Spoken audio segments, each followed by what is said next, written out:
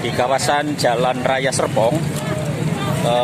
Sekarang ini panen lele, ya, panen lele, ya, panen lele, panen lele.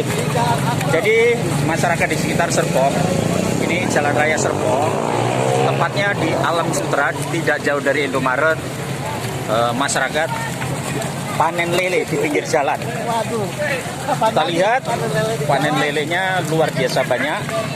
Ini masyarakat semua mengambil.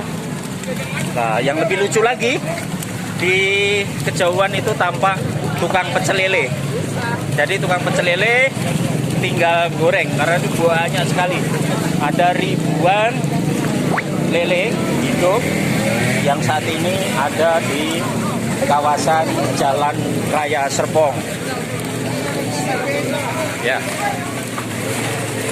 hari ini baru saja terjadi banjir lele di kawasan Jalan Raya Serpong, tidak jauh dari Bundaran Alam Sutra.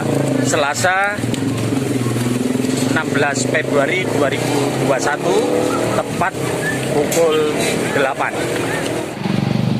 Sahabat UKM di seluruh Indonesia, saat ini Selasa 16 Februari 2021.